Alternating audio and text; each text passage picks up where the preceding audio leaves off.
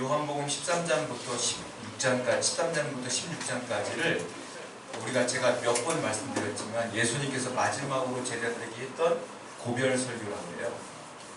그리고 이것을 다락방에서 설교했기 때문에, 마가의 다락방에서 설교했기 때문에 다락방 설교, 다락방 강화라고 해요. 그리고 예수님께서 제자들에게 했던 설교 중에 제일 길어요. 그러니까 13장부터 16장까지가 다 예수님 설교예요. 여러분, 가장 중요한 게 뭐냐면 바울이 말한 게 중요한 게 아니에요. 베드로가 말한 게 중요한 게 아니에요. 예수님이 직접 말한 게 제일 중요하잖아요. 그러니까 13장부터 16장까지가 엄청나게 중요한 구절입니다. 이건 예수님이 직접 설교하신 내용이기 때문에 그렇습니다. 13장부터 16장까지 우리가 잘 봐야 되는데, 14장이 중요한데 그 중에서도 제일 중요한 구절이 있어요. 그게 14장 6절이에요. 우리가 이미 살펴봤어요. 한번 볼게요. 6절 말씀 읽어봅니다. 시작. 예수께서 이르시되 내가 길이요 진리요 생명이니 아주 익숙한 말씀이잖아요. 익숙한 이유가 있어요. 중요하기 때문에 그래요. 예수님의 사역을, 예수님이 우리에게 전하고 싶은 얘기를 딱 세 단어로 딱 요약한 거예요. 내가 곧 길이요 진리요 생명이라. 길이 뭐라 그랬어요? 나 외에는 구원받을 길이 없다. 진리가 뭐라 그랬어요? 내 말이, 하나님 말씀만이 진리다. 생명이 뭐라 그랬어요? 나는 죽었으나 3일 만에 부활했으니 생명도 내 것이라. 나를 믿어야 진짜 생명을 얻는다. 길이요 진리요 생명이. 아주 중요한 말씀을 하신 거예요. 그리고 예수님께서 또 무슨 말씀을 했냐면, 지난주에 설교했어요.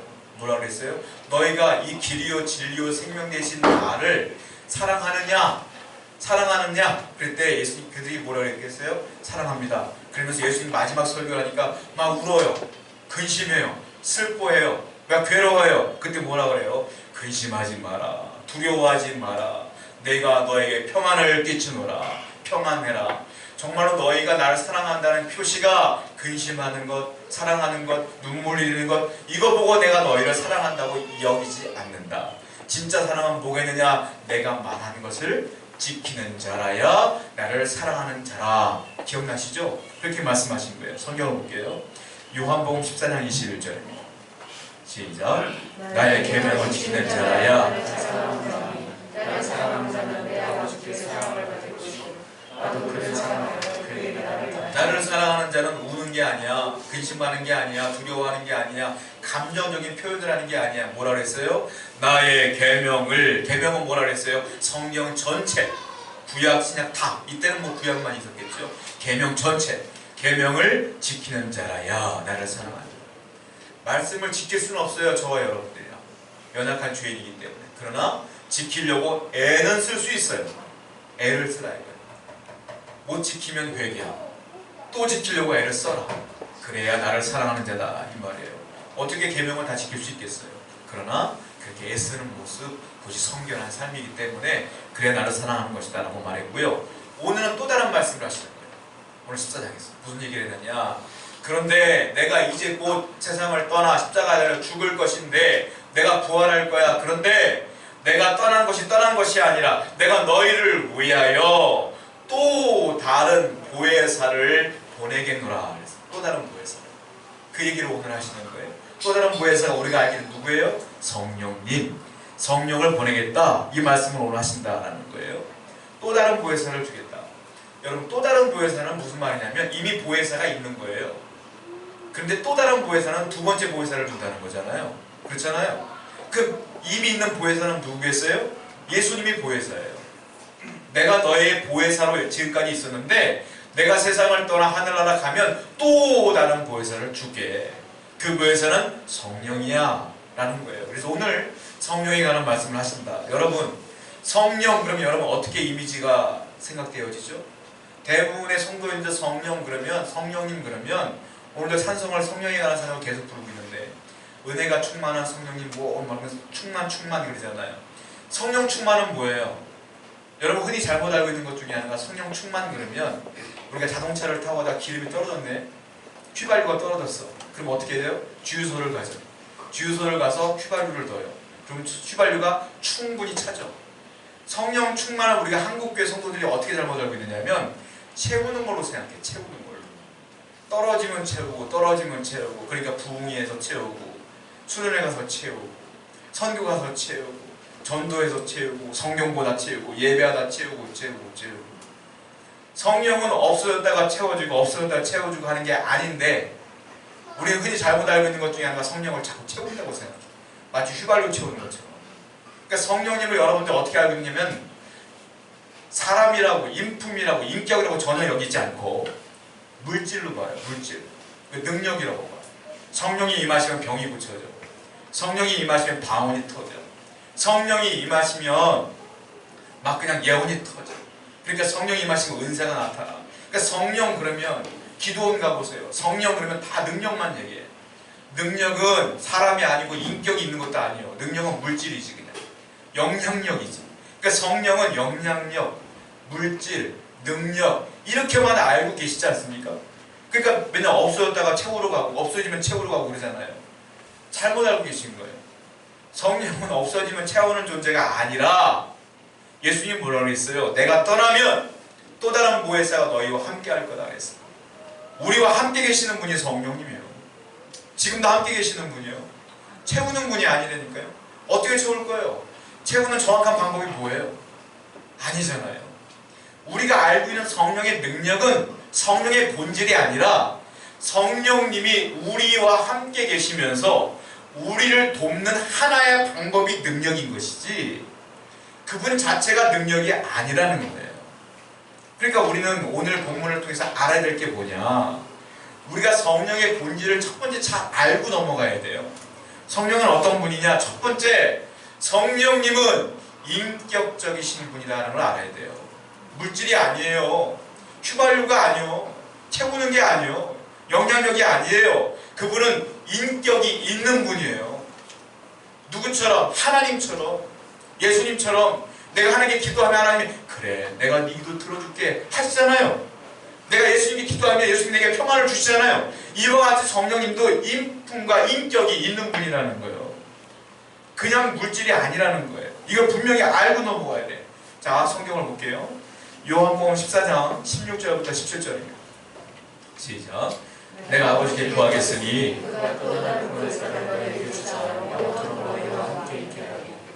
그는 진리의 영이라 세상은 능히 그를 알지 못하나니 이는 그를 보지도 못하고 알지도 못하며 그러나 너희는 그를 알아니 그는 너희와 함께 거하시며 또 너희 속에 계시고. 이 두 절 말씀이 제일 중요해요, 오늘 본문에서. 왜냐하면 예수님이 성령이 누구냐고 하는 진리를 여기서 선포했기 때문이에요. 성령님이 뭐라고 그랬어요? 첫 번째, 그는 보혜사, 내가 또 다른 보혜사를 너에게 주겠다 그랬어요. 자, 예수님이 보혜사라고 제가 설명드렸죠? 근데 또 다른 보혜사 성령님이라고 그랬죠? 예수님과 또 다른 보혜사 성령님은 그 물질적으로 동질인 거예요. 같은 거예요. 그러니까 예수님이 인격이 있으면 성령이 인격이 있겠어요? 없겠어요? 있는 거예요. 똑같은 거예요.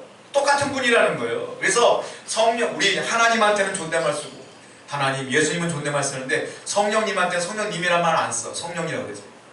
성령님도 하나님이요. 다 세 분 다 똑같다는 거예요. 이게 삼위일체 아닙니까? 그분 다 똑같다는 거예요. 자, 왜 그러냐? 삼위일체 하나님이요 같이 나오거든요. 언제 나오냐? 기독교 교리 가운데 제일 중요한 게 뭐겠어요? 세례가 중요해요. 세례식이 굉장히 중요한 겁니다. 그 세례에도 성부, 성자, 성령이 같이 나와요. 성경을 보겠습니다. 마태복음 28장 19절 말씀입니다. 시작. 그러므로 너희는 가서 세례를 베푸는데 어떻게 베푸느냐? 아버지와 아들과 성령의 이름으로 세례를 베푸라. 저도 세례를 베풀 때 어떻게 베푸냐? 물을 3번 적셔요. 어떻게 하냐? 성부와 성자와 성령의 이름으로 세례를 준다 그러잖아요. 성부, 성자, 성령은 같은 분이에요. 하나님, 예수님만 인격이 있는 거고 성령님만 능력이 아니에요. 하나님도 능력이 있지. 성부, 성자, 성령은 다 인격이 있는 분이다. 똑같이 말씀하시잖아요. 또 축도할 때도 마찬가지예요. 제가 축도 어떻게 해요? 축도할 때도 똑같은 성경에 나와 있는 원리대로 축도를 해요, 목사님들이. 자, 성경에 축도가 나와 있거든요. 바울이 한 축도입니다. 성경을 볼게요. 고린도후서 13장 13절입니다. 시작. 주 예수 그리스도의 은혜와 성령의 교통하심이 너희 우리와 함께 있습니다. 그렇죠. 우리가 축도할 때 이러잖아요.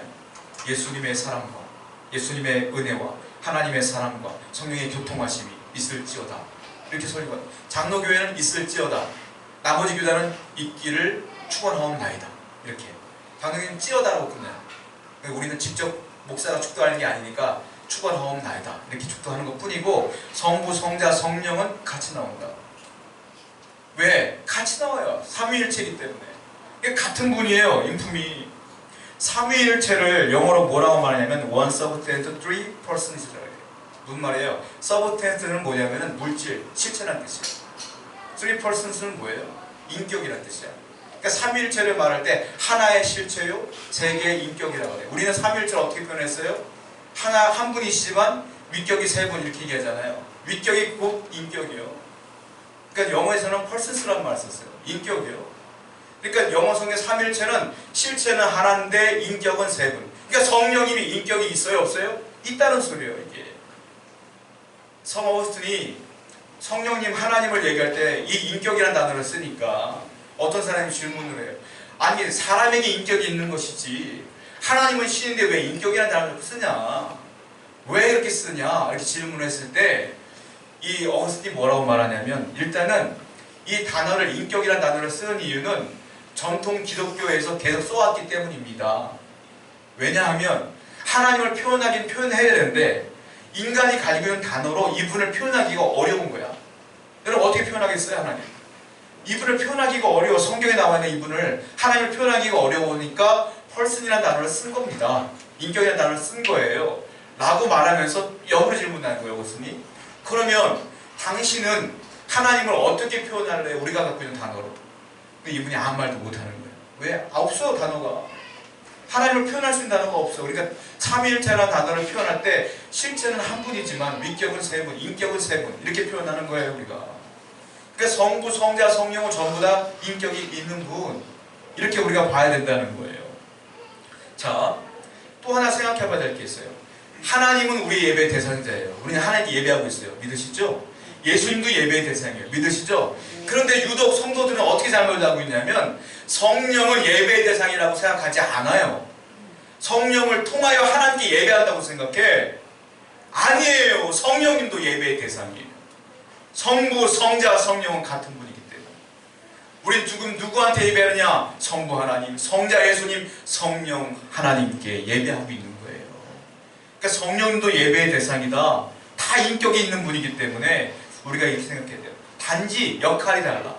성부 하나님은 창조자로서 이 땅을 창조하신 분이시고, 성자 예수님은 우리에게 구원을 주시기 위해 이 땅에 오셔서 십자가에 돌아가신 거예요. 이제 우리는 그 예수 그리스도의 십자가의 공로를 믿으면 구원을 받아. 근데 구원받는 게 끝이 아니에요. 왜? 더 살아야 되잖아요, 우리가. 근데 어떻게 살아야 되느냐? 그리스도인답게 살아야 돼요. 성화롭게, 성결하게, 거룩하게 살아야 돼요. 그러니까 우리 연약한 죄인이기 때문에 그렇게 못 살아. 그런데 그렇게 살게끔 도와주는 분이 누구냐? 그분이 성령님이세요. 내가 죄를 지면 내 마음에 감동을 주고, 안 돼. 내가 예배하려고 할 때 감동을 주고, 예수 믿는 사람처럼 살게 하는 게 누구냐? 성령입니다. 지금 여러분과 그래서 함께하는 분이 누구냐? 성령 하나님이 함께하는 거예요. 내가 그리스도인답게 구별되게 살게 할 수 있는 힘이 어디서 오느냐? 내가 인격이 좋아서가 아니라, 내가 착해서가 아니라 성령님이 역사하시니까 그들과 구별된 삶을 살려고 애를 쓰는 거예요. 지금 그래서 성령님이 지금 누구와 함께하느냐? 저와 그 여러분과 지금 함께 가고 있는 거예요. 내가 예수 믿기 전에는 똑같이 살았지만 예수 믿은 다음에는 조금 달라지잖아. 얘가 예배 안 드리는 예배도 드리고, 옛날에는 못 참았는데 참고, 옛날에 욕을 했는데 조금 욕을 좀 덜 하고, 안 하지 못하지만 덜 하고. 왜 그래요? 성령이 함께하는 거예요. 계속 나를 성결하게 만들어 가는 거예요. 그 성령님도 예배의 대상이다. 자, 그런데 중요한 게 있어요. 예수님이 성령님을 정확하게 두 가지 표현으로 설명을 했어요. 그러니까 우리는 성령님은 이런 분이구나 정확히 알려면 예수님이 말씀하신 정의를 따라야 돼요. 아까 읽은 말씀, 제가 중요하다는 구절 있죠? 거기에 두 가지의 성령에 대한 정의를 내리셨단 말이에요. 한번 읽어볼까요? 첫 번째로는 예수님이 이렇게 얘기했어요. 요한복음 14장 16절입니다. 또 한 번 읽어봐요. 시작. 내가 아버지께 구하셨으니 그가 또 다른 보혜사를 너희에게 주사 영원토록 너희와 함께 있게 하리라. 뭐라 그랬어요? 또 다른 보혜사. 보혜사가 한자어이기 때문에 참 어려워 이게. 한국말로는 이렇게 번역을 해놨어요. 그러니까 예수님이 설명했던 성령님의 진짜 이름은 뭐냐? 보혜사. 보혜사가 성령님의 이름이라고 예수님이 설명을 한 거예요. 자, 예수님이 두 번째 성령님의 이름을 얘기해 줬어요. 성령님이 누구냐? 자, 14장 17절. 그 다음 구절이에요. 시작. 그는 진리의 영이라 이는 그를 보지도 못하고 알지도 못함이라. 그러나 너희는 그를 아니 그는 너희와 함께 하시며 또 너희 속에 계시리라. 그분은 누구라고요? 진리의 영. 성령님의 이름은 예수님이 정확하게 두 가지 정의를 얘기하는 거예요. 보혜사, 또 다른 보혜사. 두 번째는 진리의 영. 성령님은 결국 어떤 분이냐? 진리의 영이다. 그분은 누구냐? 보혜사다. 이 보혜사라는 단어를 물론 헬라어 원문이 있어요. 원문이 있는데 영어 성경 버전마다 이 원문을 해석해서 자기들 이해하기 쉽게 영어로 번역해놨는데 이게 더 쉬워. 영어 어떤 버전을 보니까 컴포터라는 단어를 썼어요. 컴포터는 위로자라는 뜻이에요. 성령님은 위로자다. 컴포터. 또 어떤 단어는 뭐냐? 헬퍼. 뉴 킹제임스 버전이라는 그 성경을 보면 헬퍼. 헬퍼. 헬퍼가 뭐예요? 헬프 미. 도와주는 분이 헬퍼예요. 돕는 자, 보혜사를. 또 어떤 단어를 보니까 에드보케이트는 나왔어요. 에드보케이트는 뭐냐? 변호사라는 뜻이에요. 그러니까 성령님을 영어 성경에는 세 단어로 표현했어요. 컴포터, 헬퍼, 에드보케이트. 그러니까 위로자, 돕는 자, 변호사. 왜냐하면 원어는 하나인데 영어로 보니까 이게 이 뜻이기 때문에 해석한 거예요. 보혜사보다 훨씬 쉬워. 그러니까 성령님은 어떤 분이냐? 우리를 위로해 주시는 분. 성령님은 어떤 분이냐? 나를 돕는 분. 어떤 분이냐? 나를 변호해주는 변호사와 같은 분. 자, 이 헬라어 원뜻이 뭐냐? 파라클레토스예요. 성령님이. 성령을 얘기할 때 보혜사라고 얘기할 때 원문이 파라클레토스예요. 파라가 뭐냐면 뭐뭐 옆에라는 뜻이에요. 뭐뭐 옆에. 클레토스는 칼레오에서 왔는데 칼레오가 무슨 뜻이냐면 부르다라는 뜻이에요. 그러니까 이걸 해석하면 파라클레토스는 내 옆에 그분을 부르신 거야. 하나님. 그래서 내 옆에 딱 앉혀놓은 거예요. 그러니까 내 옆에 보냄을 받은 자로서 오신 분인 거예요. 부르심을 받은 거예요. 이게 성령의 뜻이야.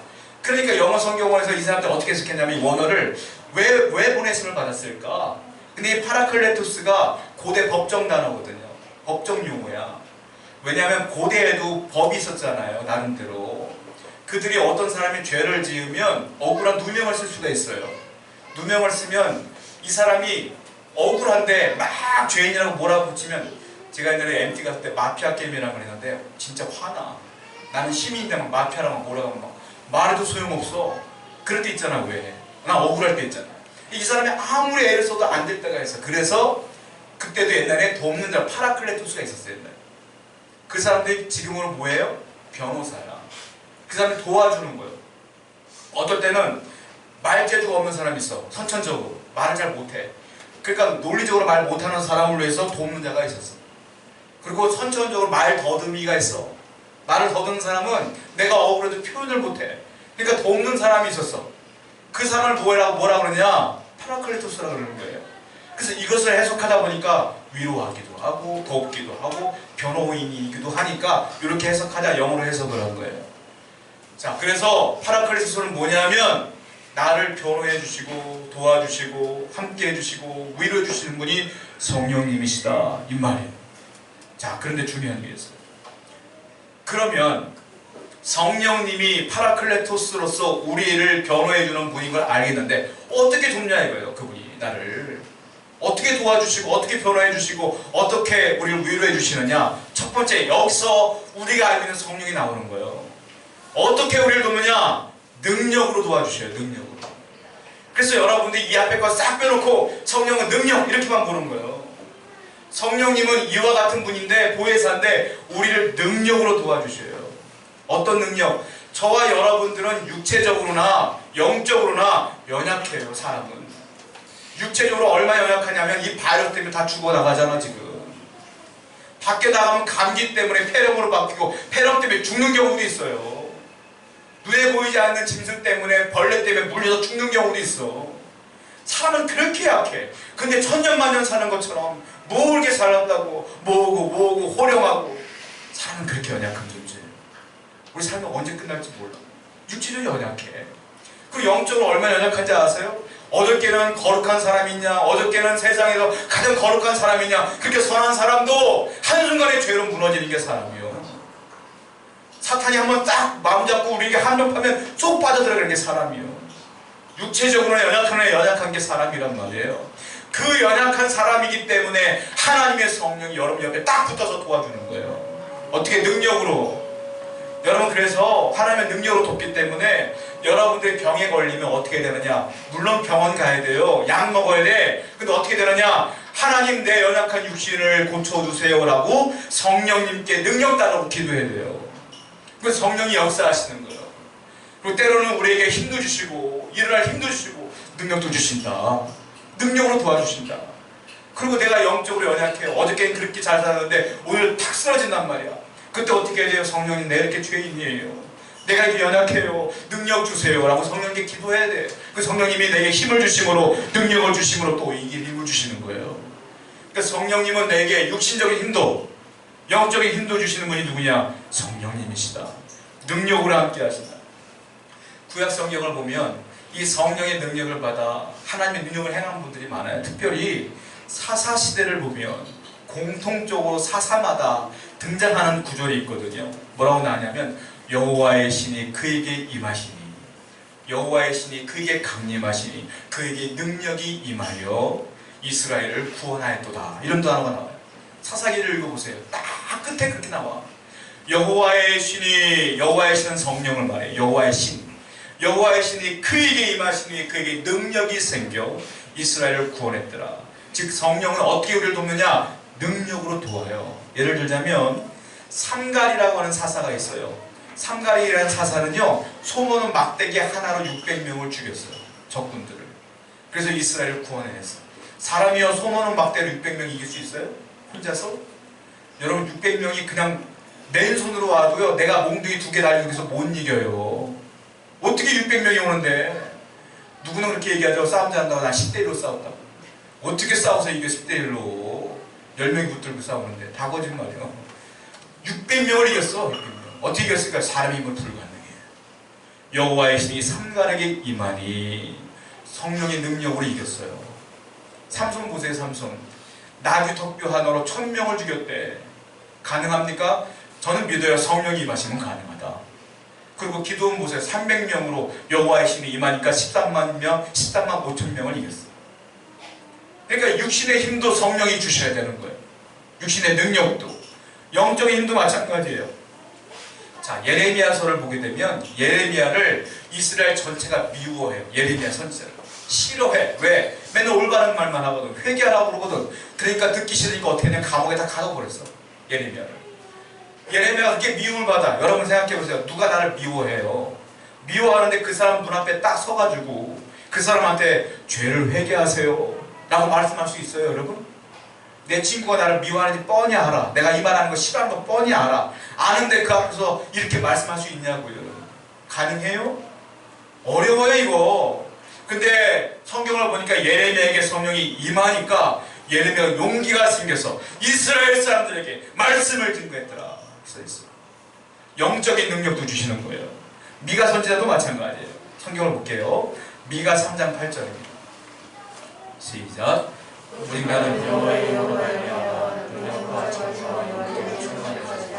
야곱의 허물과 이스라엘 죄를 그들에게 보이리라. 미가에게 오직 여호와의 영으로 말미암아, 여호와의 영은 성령을 말해요. 성령이 미가에게 임했더니 뭐가 나와요? 능력, 정의, 용기가 충만해집니다. 그래서 어떻게 되느냐? 야곱의 허물, 이스라엘 죄를 그들에게 낱낱이 알게 하며 전하는 거예요. 그 사람들 앞에로. 그게 가능하냐고요. 이 용기가 가능하죠. 이게 누구의 힘으로 된 거예요? 미가의 힘이 아니라 여호와의 힘, 여호와의 힘으로, 성령으로 용기가 생긴 거예요. 저는 이런 경험을 어릴 때 이미 했기 때문에 성령의 능력을 저는 알아요. 여러분들 듣기 참 민망하고 참 이것도 예화라고는 할 정도로 유치한 게 있는데, 저는 저에게 그것이 인생의 큰 터닝포인트가 된 적이 있어요. 뭐냐면 제가 중학교 때 하나님의 성령을 강력히 받았어요. 그리고 받자마자 목사로 헌신하겠다. 그리고 서원을 했어. 저는 그래서 중학교 때부터 꿈이 목사였어. 그냥 그 길로만 온 거예요. 지금 한 번도 교회로 나간 적이 없어. 그리고 왔는데 중요한 건 뭐냐면 성격이 제가 참 못나서 성격. 어머님이 저한테 뭐라고 말하냐면 목사하지 말아라. 우리 어머님은 믿음이 좋으시거든요. 그럼에도 불구하고 목사하지 말아라. 왜냐면 힘들어서는 것도 있지만 일단은 내 성격이 목사 성격이 아니야. 왜냐면 부끄러움이 너무 많아. 숙기가 없어. 말재주가 없어. 앞에 쓰면 덜덜 떨어. 그러니까 너는 목사감이 아니다. 어머님이 다른 길로 가라. 계속 말씀해서 얼마나 숙기가 없냐면 저희 큰아버님이 거의 10년 만에 저희 집을 찾아오신 적이 있어요. 어릴 때, 그때, 10대 때. 저는 10년 동안 큰아버님 얼굴이 기억이 안 나는 거예요. 근데 오신다는 연락이 온 거예요. 아버지만. 제가 마음이요. 그냥 뵙고 인사하면 되는 거 아니에요. 친척 큰아버님이니까. 얼마나 성격이 못나냐면 그게 그렇게 어려워. 너무 부담스럽고 너무 힘들어. 이런 성격이었다는 거죠. 그래서 어떻게 했냐면 하나님만 생각이 나. 그래서 큰아버님 오는 시간에 딱 맞춰서 어떻게 했냐면 제가 교회로 가서 2시간을 기도했어요. 2시간을 하나님 용기 주세요. 용기 달라고 2시간을 기도해서 울면서 내가 이런 성격이었다니까요. 친척 만나는 것도 두려워했던 사람이 제가. 그렇게 기도했더니 2시간쯤 했는데 하나님의 성령이 갑자기 역사하시는 거예요. 그 내가 용기가 막 생겨. 그래서 빨리 만나고 싶어 오히려. 피했던 내가. 그래서 얘기를 딱 기도 끝나자마자 뛰어갔다니까. 인사 딱 하고 큰아버님하고 앞에 딱 단독 독대를 딱 해갖고 식사하고 또 같이 간식도 하고 이런저런 얘기도 하고 제가 아니요 그때는. 그리고 큰아버님 어깨가 아프더라고 뒤가 어깨도 막 주물러 들고. 그리고 이제 가시는데 우리 아버지한테 그랬대요. 너 아들 하나 잘났다. 그러고 하셨대. 그게 제가 아니요. 성령이 역사하신 거예요. 저는 그때 부모님 놀라서 제가 왜 그러나. 제가 저런 애가 아닌데. 그 아무것도 아닌 문제 때문에 저는 야 성령이 역사하시면 요만한 문제부터 이만한 문제까지 다 바꿔줄 능력이 그분에게 있구나라는 걸 깨달아서 지금은 제가 어찌 그런 성격처럼 보이지 않잖아요. 완전히 바꿔놓으신 거예요. 여러분 저는 그래서 성령은 능력이라는 걸 믿어요. 성령은 여러분의 육신에게도 힘을 주시는 분이고 여러분의 정신에도 힘을 주시고 여러분의 영혼에도 힘을 주시는 분이 성령님이시다. 그분 능력으로 여러분을 돕는 파라클레토스다.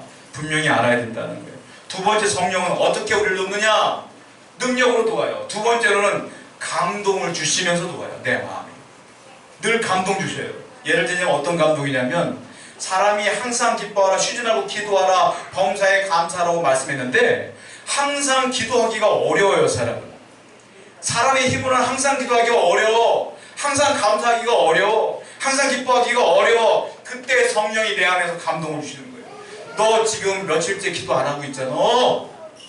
내 안에 성령께서 감동을 주시는 거예요. 기도해야 되지 않겠냐 이러다가 너 큰일 난다. 그때 내가 감동을 받아 기도하는 거예요. 너 언제까지 이렇게 불평불만할 거냐? 언제까지 이렇게 감사하지 않을 거요? 하고 성령이 내 마음에 탁 때리는 거예요. 감동을 주시는 분이 감사해야지. 감사해야지. 야 너 상황이 이렇다고 근데 기뻐하지 않고 너 언제까지 이럴 거야? 기뻐해야지. 그건 성령이 역사하심으로 내가 기뻐하기 때문에. 성령은 어떻게 돕는가? 내 안에 감동하심으로. 이런 감동이 없는 자는 하나님 안 믿는 자예요. 여러분에게 이런 감동이 있습니까? 성령이 함께 하시니까 그런 거예요. 자, 성경을 볼까요? 에베소서 6장 18절 말씀. 시작. 모든 기도와 항상 성령 안에서 기도하고 기도와 간구를 하는데 어떻게 하라고요? 성령 안에서 기도하라. 우리는 기도를 내 힘으로 하는 게 아니에요. 여러분들이 기도하고 싶어서 하는 게 아니에요. 기도는요 사람 힘으로 하는 게 아니에요. 성령이 내게 할 수 있는 힘을 주시고 할 수 있는 마음을 주시고 감동을 주셨기 때문에 하는 거예요. 그러니까 기도는 뭐라고요? 성령 안에서 기도하는 것이다. 그래서 있잖아요. 성령님께서 나를 기도시키는 거예요. 또 보세요. 유다서 1장 20절입니다. 시작. 사랑하는 자들아 자신을 세우며 성령으로 기도 어떻게 하라고요? 성령으로 기도하는 거예요. 여러분들 오늘 예배 왜 왔어요? 성령님이 가라고 하니까 온 거예요. 지금 내가 온 거라고 착각하시면 안 돼. 성령님이 내게 감동을 주니까 가야지 가기 싫어도 가야지 그러고 온 거예요. 여러분들 하나님이 역사하신 것이다. 또 성경을 봐요. 로마서 8장 26절입니다. 시작. 이와 같이 성령도 우리의 연약함을 도우시다니 우리는 마땅히 기도할 바를 알지 못하나 우리 성령이 말할 수 없는 탄식으로 우리를 위해 성령은 내가 기도하자면 탄식하셔요. 기도해주지 않겠느냐 탄식하시는 거예요. 그러니까 우리는 항상 성령님께서 능력을 주시는데 또 감동을 주시는데 어찌하여 하나님 백성들에게 안 살 수가 있겠냐는 거예요. 그러니까 우리 그리스도인답게 살 수밖에 없고, 비록 지금 부족하지만 그렇게 살아가다 하늘나라 입성하는 걸 줄 믿습니다. 성령을 돕는 분이다. 또 예수님 뭐라 그랬어요? 교회사 성령. 또 뭐라 그랬어요? 그분은 진리의 영이라. 진리는 뭡니까? 하나님의 말씀이 진리예요. 진리의 영이란 말은 뭐냐면 이 성령님이 하나님의 말씀을 우리에게 전해주시며 깨닫게 해주시며 알게 해주시며 기록하게 해주시고 암송케 하시는 거예요. 그러니까 하나님의 말씀의 전반적인 깨달음을 누가 주는 거냐? 성령님이 주시는 거예요. 그래서 예수님은 그래서 성령님은 진리의 영이다 라고 말씀하셨습니다. 아주 중요한 부분이에요. 여러분, 제가 신학교를 나왔지만 신학교를 똑같이 졸업하고 제가 목회를 하고 성경을 읽지만 제가 가끔가다 이해 안 되는 것 중에 하나가 있어요. 성경을 봐도 똑같은 성경 구절인데 어떤 분들과 해석이 달라요. 어떤 분들 이상한 목사님들 보면 이상하게 똑같은 구절이 이상하게 설교를 해. 그런 분들 너무 많지 않나요? 그리고 그 사람들이 잘못된 경우도 많고 이단이라고 하는데 똑같은 구절도 어떻게 그렇게 해석을 하는지 이해를 안 돼. 제가 신학교를 공부하면서 어떤 걸 이해를 못했냐면 똑같은 교수님과 똑같은 교과서를 공부를 하는데 어떤 친구들 이걸 다르게 이해를 하더라고요. 어떤 친구들은 정석대로 이렇게 이해를 하는데 어떤 친구는 다르게 이해를 해. 그리고 목회를 하는데 다르게 해석을 하고 다르게 설교를 해. 여러분, 그 왜 그런 줄 아세요? 똑같은 목사가 아니에요. 왜냐면 돈을 내고 학교를 다니고 공부를 하면 학위를 떼면 목사가 다 되는 거예요. 유학을 가면 박사가 다 되는 거예요. 그런데 성경 말씀은 누가 깨닫게 해주는 거냐면 성령이 깨닫게 해주시는 거예요. 그러니까 우리 교수님께 배운 것 플러스 성령님께 한 번 더 배워야 돼. 왜? 이 성경은 누가 쓴 거예요? 하나님의 성령을 통해 깨닫게 하신 거기 때문에 성령님께 다시 한 번 배워야 되는 거예요. 근데 그분들은 학위로만 배우지 성령을 또 배우지 않았기 때문에 엉뚱한 소리 하는 거예요. 여러분도 마찬가지예요. 성도도 진리의 영인 성령님께 한 번 더 성경 말씀을 깨달았고 배워야 되는 거예요. 그래 제대로 하는 거예요. 성경을 읽을 때 그래서 어떻게 해야 돼요? 기도하고 읽어야 돼요. 그 성령을 해석이 안 되면 내 마음대로 해석하는 게 아니라 기도하고 또 기도할 때 성령이 가르쳐주는 거예요. 그렇게 해석을 해야 되는 거예요. 그게 정상적으로 돼요. 자, 그래서 여러분들은 저를 위해서 늘 기도해 주셔야 돼. 어떻게 기도하냐면 우리 목사님 성령님께 제대로 성경 말씀을 깨달아서 우리에게 제대로 된 말씀을 증거할 수 있도록 도와주세요라고 여러분이 저를 위해 중보하지 않으면 제가 엉뚱한 소리예요. 엉뚱한 소리. 그러면 저도 망하고 여러분도 망하는 거예요. 다 망하는 거예요. 그러니까 목회자로 해서 여러분들 이제 잊지 말고 다른 거 다 필요 없고 이것만이라도 기도해 주세요. 매일매일. 그래야지 목사가 묵상할 때 성령님께 제대로 묵상하고 제대로 가르칠 거 아닙니까? 목사님들도요 잘못해서 가면 자기 욕심을 채우는 설교할 때 많아요. 제가 진짜 심각하게 제가 고민되는 것 중에 하나가 성도와 목사가 갈등을 하면 그 교회에 제가 목회해 본 적이 많아요. 부목사로. 성도와 목사가 갈등을 하면 목사님이 여기 앉아가지고 성경 말씀을 제대로 해석하지 않고요 성경 말씀을 자기 변호하는 데서 자기 변호하는 데서 그리고 맨날 뭐라고 말하면 성경 말씀 봐라 목사를 저주면 니들 다 저주받을 거예요. 자주 다 천대까지 저주받을 거야. 이런 소리하고 앉아있어. 여러분 그거 왜 그래요? 성령님께 제대로 은혜를 받지 못해서 그런 거예요. 그러니까 여러분 저를 왜 기도해 주셔야 돼요. 제가 어느 날 뜬금없이 갑자기 여러분께 저주하라 이러면은 정부가 심각하구나 기도해 주셔야 돼요. 여러분 회개하셔야 돼요. 우리는 하나님께 성령님께 제대로 성경 진리의 역시 하나님께 제대로 공부해야 될 줄 믿습니다. 기도하면서 성경을 읽어야 되지 않겠어요? 자, 성경을 말씀 볼게요. 다니엘서 10장 21절 말씀. 시작. 내가 먼저 진리의 글에 기록된 것으로 내게 보이리라. 나를 거스려 불행하는 자는 너희의 군주가 되리라. 다니엘에게 뭐라고 말씀해? 오직 내가 먼저 진리의 글. 진리의 글이 뭐야? 성경 말씀 말이에요. 하나님의 말씀 기록된 것으로 내게 보이리라. 진리의 글, 진리의 영이 보이시는 거예요. 성경 말씀을 다니엘에게 하나님께서 성령을 통하여 그 꿈을, 그 말씀을 가르쳐 주셨어요. 진리의 글은 진리의 영이 가르쳐 주시는 거다. 이 말씀이에요. 또 보세요. 요한복음 17장 17절 말씀. 시작. 그들을 진리로 거룩하게 하옵소서. 아버지의 말씀은 진리. 아버지의 말씀 뭐라고요? 진리니라. 예수님이 뭐라 그랬어요? 그 보혜사는 진리의 영이니라. 진리의 영이 진리를 가르치는 거예요. 또 베드로후서 1장 20절 시작. 예언은 언제든지 사람의 뜻으로 되는 것이 아니고 우리 성령의 감동하심을 받은 사람들이 하나님께 말하는 것이니라. 예언은 누가 하는 거예요? 성령의 감동하심을 받은 사람들이 하나님께 말하는 것이고 쓴 것이다. 이게 뭐예요? 그게 성령이에요.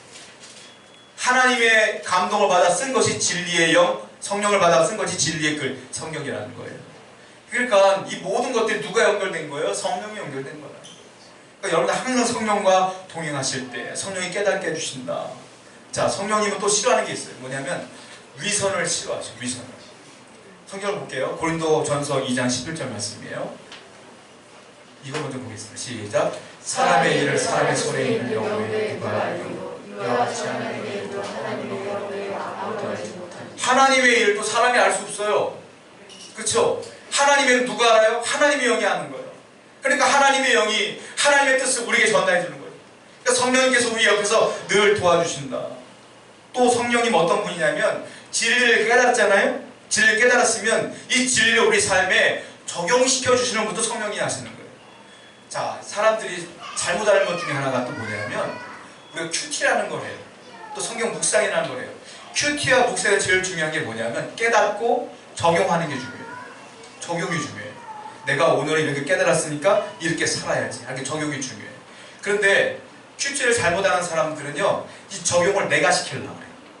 그러니까 내가 애써서 힘써서 어떻게 해야지? 이렇게 적용을 애를 써.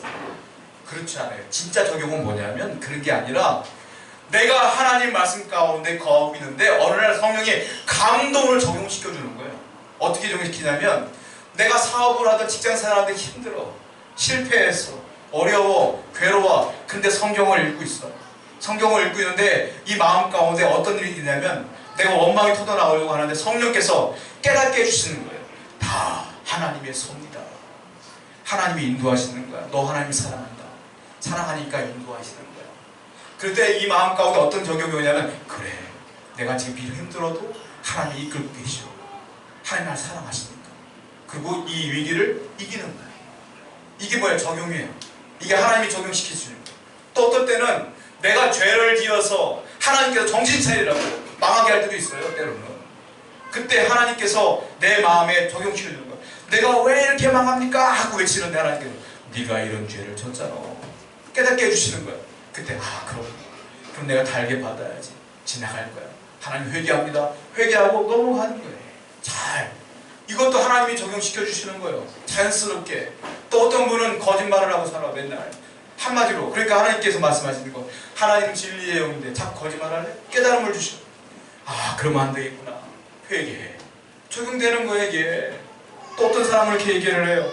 내가 자꾸 잘 되니까 나도 모르게 교만해져. 막 다리가 꼬아지고 어깨가 힘이 들어가. 말이 좀 건방져져. 나는 모르는데 어느 날 성령께서 이 교만한 자야. 네가 조금 전에도 네가 한 줄 알아? 하고 성령이 깨닫게 해주시면 내가 교만했구나. 교만은 패망의 성공이라고 했는데 큰일 났구나. 하고 내려놓게 되는 거예요. 이게 하나님이 역사하시는 적용이에요. 이게 하나님이 누가 하시는 거예요? 성령이 하시는 거예요. 성령님은 우리에게 진리의 영이기 때문에 말씀을 깨닫게 해주시지만 말씀을 적용토록 해주시는 분도 성령님이시다. 그리고 성령님 아까 제가 뭐라 했어요? 위선을 싫어해요. 왜? 진리의 영이니까. 예수님이 제일 싫어하는 게 누구냐? 바리새인들의 위선이었어요. 뭐라 그랬어요? 이 회칠한 무덤들이라고 그랬어요. 겉으로는 회를 찌었기 때문에 깨끗해 보여. 근데 그 안은 뭐가 들었어요? 그 안은 무덤이요. 썩은 내가 나는 거예요. 회칠한 무덤이라고 그랬어요. 이 위선자들이라고 그랬어요. 성령님은 위선을 싫어하죠. 여러분 진짜 그리스도인들은 위선적일 수는 없어요. 속과 겉이 같아야 돼요, 여러분들. 제가 군생활하는데 어떤 친구가, 제가 신우회 회장이거든요. 제가 군생활 들어가서부터 신우회 만들고 신우회도 설교했어요, 제대할 때까지. 근데 그 안에 정말 거룩해 보이는 애가 있었어. 정말 거룩해 보여. 말도 얼마나 내 앞에 거룩하게 하는지 몰라. 근데 알고 보니까 그렇게 나쁜 애가 없어, 나중에 보니까. 얼마나 위선적인지 몰라. 여러분, 마귀는 연기를 잘해요. 사탄이 어떻게 했어요? 선악 가지고서 하나님처럼 되고 싶지? 이거만 하나님처럼 되는 거야. 얼마나 좋은 말로 연기를 잘해서 하와가 싹 먹어요, 그거를. 마귀는 무서운 모습으로 두려운 모습으로 나타나는 게 아니라 아주 연기를 잘해. 그걸 마귀요, 그건. 그러니까 여러분들 진짜 그리스도인들은 뭐냐? 사람 앞에 나갔을 때는 그리스도인처럼 참 혼자 있을 때는 막 죄 있는 죄 이게 아니라 여기서나 거기서나 똑같이 그리스도인들께 살아가야 돼요. 왜? 내 안에 누가 계시기 때문에, 성령이 계시기 때문에. 성령은 진리의 영이시기 때문에. 자, 성경을 볼게요. 디모데후서 3장 5절에 시작. 경건의 모양은 있으나 경건의 모양은 있는데 경건의 능력은 없어. 이게 뭐예요? 위선자예요. 경건의 모양도 있고 경건의 능력도 있어야지. 할렐루야. 차라리 경건의 능력은 있는데 경건의 모양 없는 게 훨씬 나아. 경건의 모양과 능력이 같이 있어야 줄 믿습니다. 이게 성령이 함께 하시는 거예요. 그렇게 되도록 성령이 우리를 만들어 가는 거예요. 자, 그러면 이렇게 좋은 성령님이 어디 계실까요? 저 하늘 아래 계실까요? 아니에요. 성경에 볼까요? 요한복음 14장 17절입니다. 시작. 그는 진리의 영이라 세상의 이는 그를 보지도 못하고 알지도 못하고 그러나 너희는 그를 아나니 너희와 함께 거하시며 또 너희 속에 계시겠습니다. 어디 계신다고요? 그는 너희와 함께 거하신다. 또 어디 계신다고요? 너희 속에 계신다. 저 하늘 아래 계신 게 아니라 내 앞에도 계시고 내 왼쪽 오른쪽에도 계시고 내 뒤에도 계시고 내 속에도 계신다. 그분이 누구냐? 성령님이시다. 그래서 저와 여러분들은 성령님이 함께하는 분이요. 여러분들 교회에서 예배드릴 때 10,000명 교회 예배드리는 교회가 있고 1,000명, 100명 우리 같은 작은 규모에서 예배드리는 교회도 있어요. 그 중요한 건 뭐냐? 거기나 여기나 다 성령님이 함께 계셔. 그러니까 모든 예배는 다 거룩한 예배인 거예요. 자, 2명이 기도하는 기도 모임이 있고 100명이 기도하는 기도 모임이 있어요. 그 100명의 기도 모임이나 2명이 기도하는 기도 모임이나 다 거룩한 기도 모임인 거예요. 다 성령이 함께하는 거예요. 그래서 우리는 예배를 드리다가 기도할 때나 거룩하게 최선을 다하여 성령을 의지하며 나가야 줄 믿습니다. 그게 진짜 성령님이 함께 하시는 거예요. 자, 그런데 성경을 또 볼게요. 요한복음 14장 18절 말씀입니다.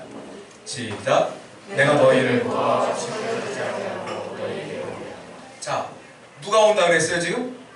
누가? 예수님이 온다 그랬잖아요. 내가 너희를 고아가 두지 않고 너에게 오리라 그랬잖아요. 예수님이 왔어요? 안 왔어요? 안 왔어. 예수님 아직 안 왔잖아요. 재림 아직 안 하셨잖아요. 근데 예수님이 뭐라 그랬어요? 내가 또 다른 보혜사를 너에게 보내노라 그랬잖아요. 그 또 다른 보혜사가 이미 우리 속에 계셔요. 근데 예수님이 뭐라 그랬어요? 내가 너에게 온다 그랬어요. 그러니까 이 보혜사와 예수님은 동질인 거예요. 성령님을 모시고 계신 분들은 예수님도 모시고 계신 거예요. 지금 똑같은 거예요. 분명히 알아야 돼요. 결론부터 말씀드릴게요. 그러면 우리는 위대한 성령님과 예수님과 하나님을 동시에 모시고 있는 성도라는 거예요. 성령님은 거룩한 영인 거예요. 자, 구약시대 하나님은요 어떤 하나님이었냐면 이스라엘 죄를 지으면 떠나. 하나님 이스라엘이 회개하면 돌아와. 구약성경 보세요. 이스라엘이 죄를 짓잖아요. 하나님 떠나서 이방 민족이 쳐들어 다 죽여버려. 이스라엘 사람. 그리고 죄를 회개하잖아요. 다시 들어오셔서 그들에게 첫 평화를 주셔. 구약의 하나님은 떠났다가 돌아왔다가 떠났다가 돌아왔다는 하나님이에요. 신약의 하나님은, 신약의 성령님은 어떤 분일까요? 어떤 분일까요? 예수님이 그랬어요. 한번 성경을 볼게요. 요한복음 14장 16절에 시작. 내가 아버지께 구하겠으니 그 보혜사는 영원토록 너희와 함께 한다. 성령님은 여러분과 영원토록 함께 계셔요. 바울이 그래서 뭐라고 말했냐면 네 안에 있는 성령을 근심케 하지 말라 그랬어요. 왜냐? 주님은 여러분들이 죄를 조금 졌다고 해서 떠나는 분이 아니야. 왜? 이 안에서 괴로워하시는 거예요. 내가 죄를 지면 근심하시고 내가 하나님과 멀어지면 근심하시면 내게 감동을 주시는 거예요. 얘야 그러지 말아라. 회개해라. 죄짓지 말아라. 예배해라. 성령님은 떠나지 않아요. 왜? 안 떠난다고 했어요. 안 떠나지만 괴로워하시고. 성도는 그래서 어떻게 살아야 돼요? 죄를 멀리하며 하나님께 근심하지 않고 거룩하게 예배하며 기도하며 그렇게 살아야 우리가 온전한 삶을 사는 걸 줄 믿습니다. 오늘도 이번 주도 평생 성령을 근심케 하지 마시고 성령님의 도우심을 받아 사시는 여러분 되기를 축원드립니다. 우리 말씀을 기억하며 기도할게요. 성령님은 여러분과 함께 계십니다. 파라클레토스 여러분 옆에